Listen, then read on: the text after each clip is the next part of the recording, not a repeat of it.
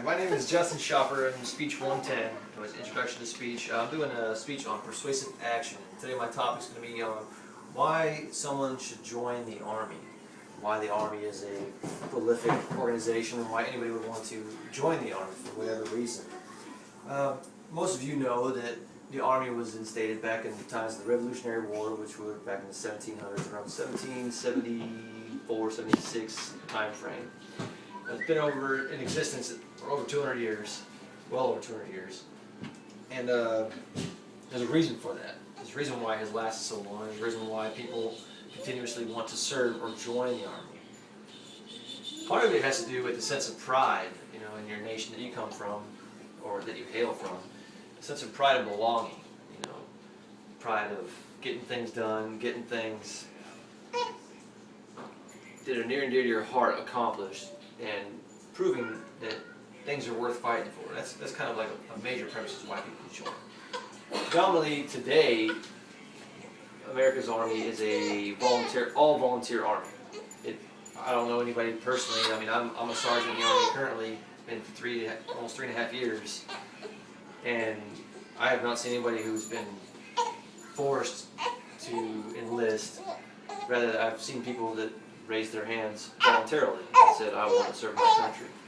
Primarily right now, the Army as a whole is a voluntary military force, and there's a few things that come in that, and why the Army is commonly misconstrued as being very unworthy of people's service. People shouldn't have to serve, this and that, or unappealing to most people because it's not the cool thing to do. And this is part due because of the reputation the military gets from bad press that it gets from CNN, NBC, Fox News, all those guys. They get all the bad reps. But it also, the stigma is the Army doesn't pay well.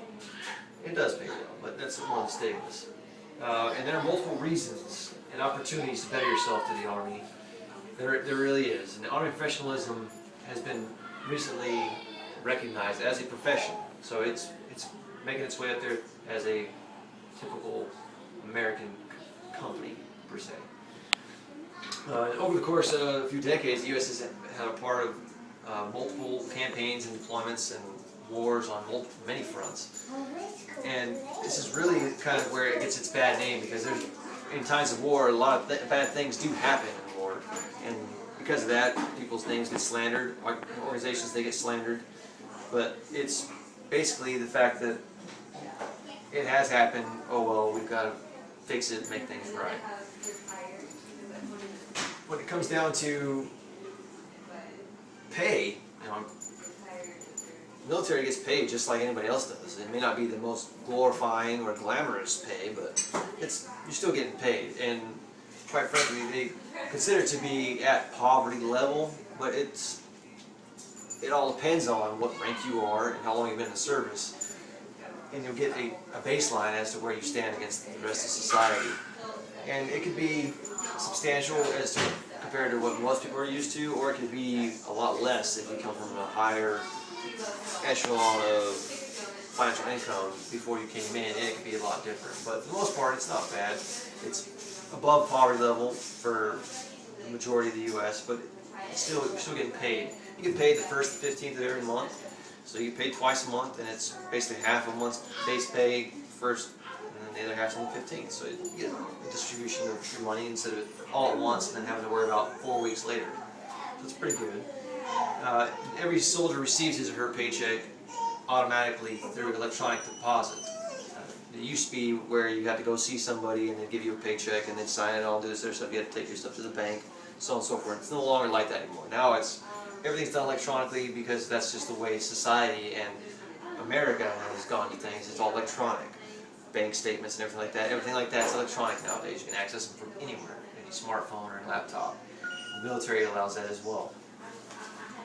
But although each soldier gets paid, not everybody gets paid the same. Like I said, it's based on time and service and the rank that you have, or the rank that you hold at that given moment.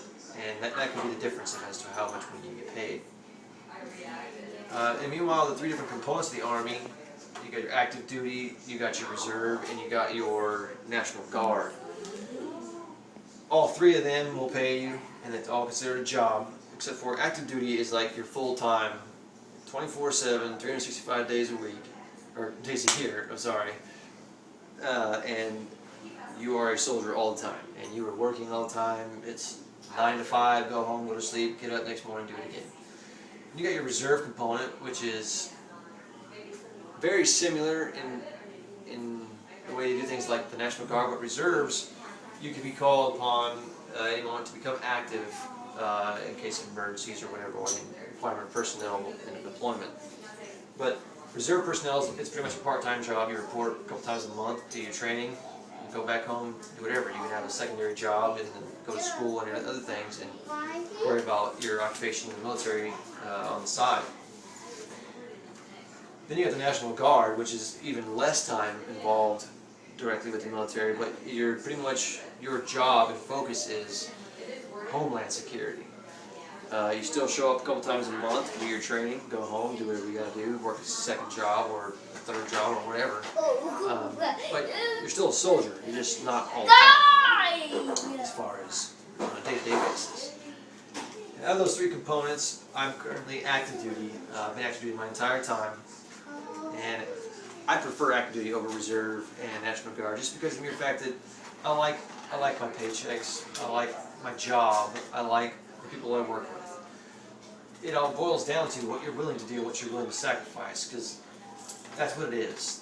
The Army is a sacrifice. It's sacrificing everything you've ever known for something that is greater than you.